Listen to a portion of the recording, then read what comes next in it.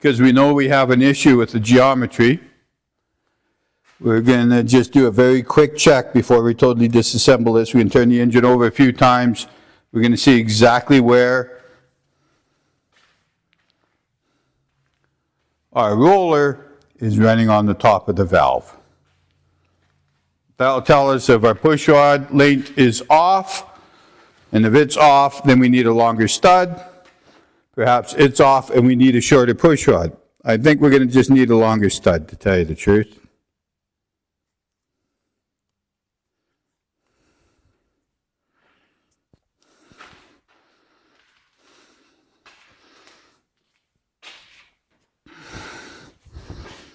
I'm not going to try to get in here with the camera. I'll take pictures of this, and the person I have that does the editing, they can figure out how to post a picture of this stuff.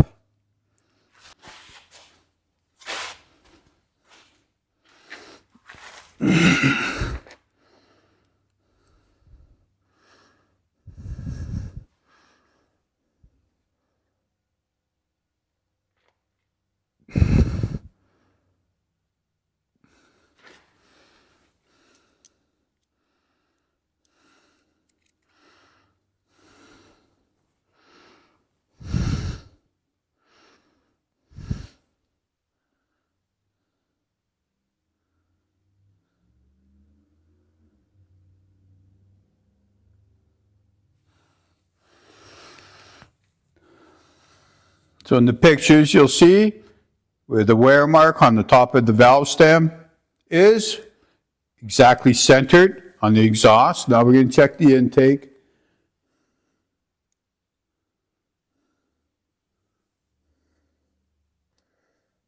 There's one that should show up.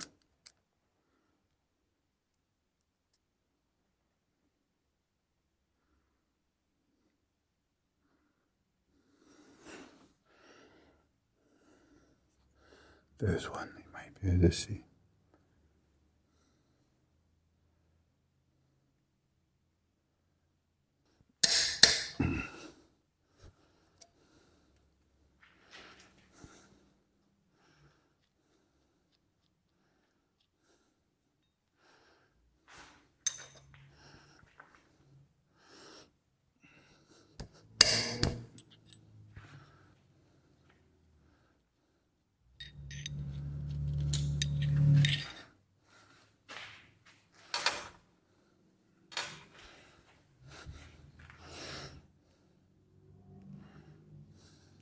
So our geometry definitely appears to be dead on.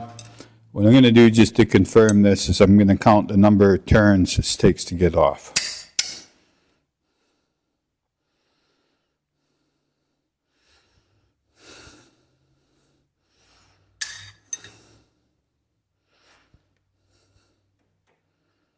And what I'm doing here is I'm checking the thread engagement.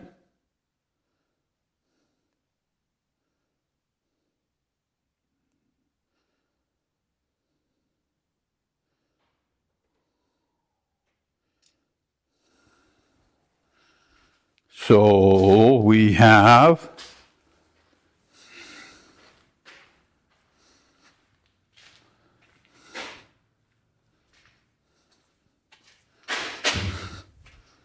we'll do it again. I'll do it on all of them just to eliminate any possibility of error. We have 3.5 turns until that comes off. So that thread starts down there a good bit. 3.5 turns is 3/16 of an inch, not even a 1/4 inch of thread engagement.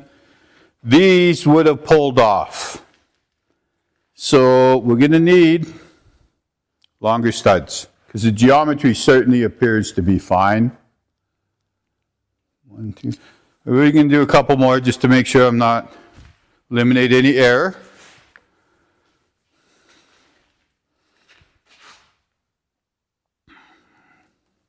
This is why I just don't randomly pull them apart.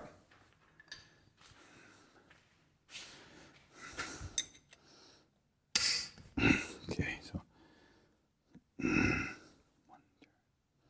turn, 2 turn, 3 turn.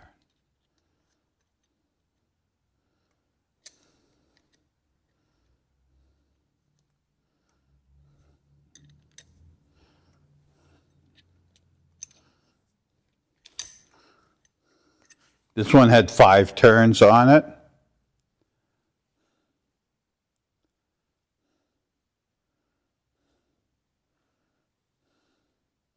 This one was a good bit better. We look down through there where the locking screw is. We can see this one had decent engagement. So that was 1, 2, 3. 1, 2, 3.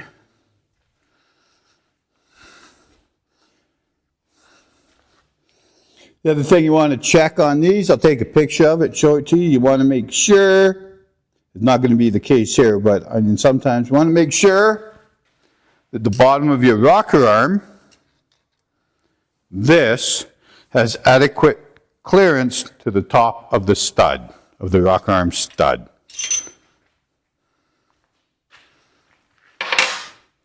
That's obviously not going to be an issue here. We're kind of dealing with the opposite of that.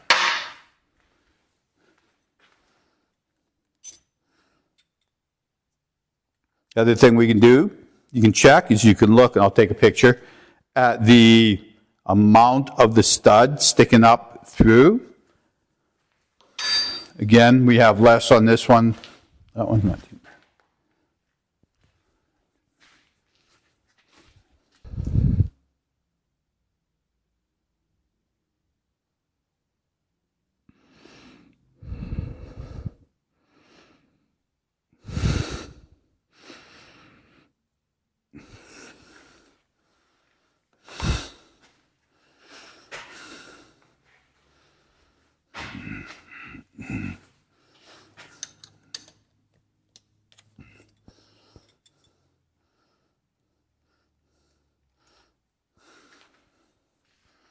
This side of the engine up top definitely seems to have more oil than that side had. Of course, we're still checking all of our pivots and bearings as we pull it apart.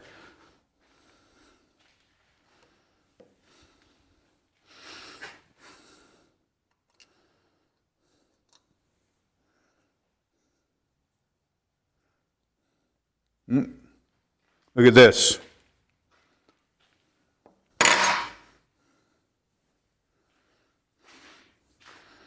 This one here, she's salt. Well, I don't know about solid, but it's definitely not turning it with my finger.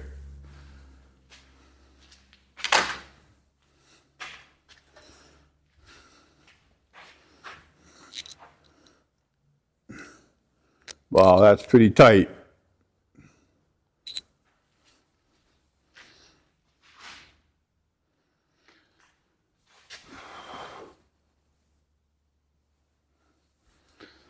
The other thing with this particular brand of rocker arm, I think they're a decent brand, but I have seen them where this little pressed in metal socket will work themselves loose. Maybe I had a bad batch of rockers, I don't know, but anyways, this one's definitely not good.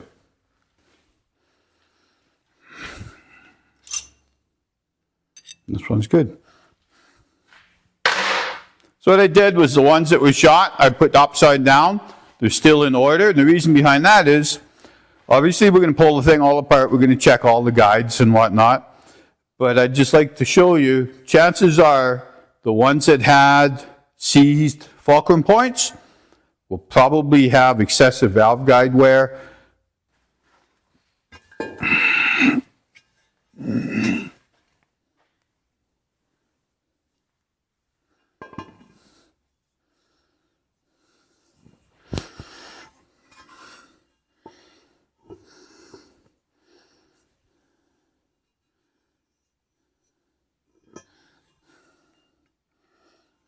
So here I'm looking now to make sure we had proper gasket sealing.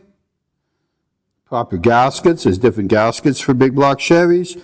Also looking to make sure we had no water coming through the water passages into the block or into a port or anything like that.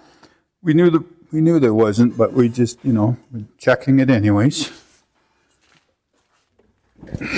Okay, so we have the top end of this engine apart.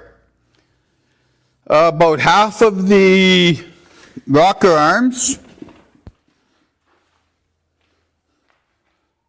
are damaged. That will not turn in there, which means it put incredible side load on the studs. On top of that, we also discovered that the studs are too short. So when we put the poly locks on, we're getting not enough thread engagement between the rocker arm nut and the studs. So those would have pulled off. A couple of the push rods are marred up. A few of these are marred up in here. Now, this is a boat engine, right? So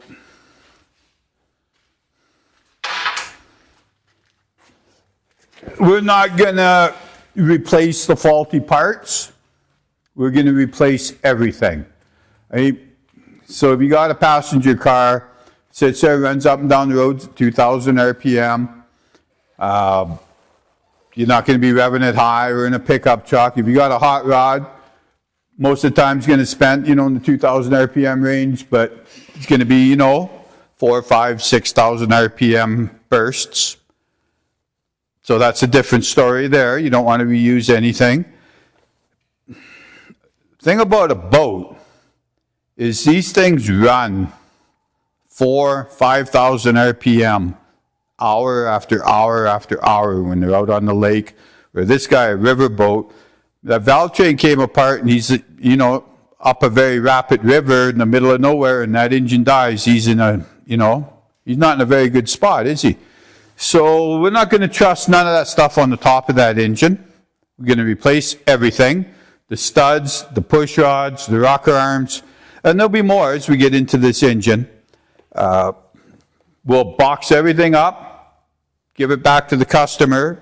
I will strongly recommend that he throw it in the garbage so it never gets, or make a piece of art out of it or something, so it never gets used again, because little things like that can be a pretty big issue. So, okay, we're going to pull the heads off now, see what the bores look like, and then we'll get her up on a stand, and we'll see what the bottom end looks like. I'm all of a sudden not very optimistic.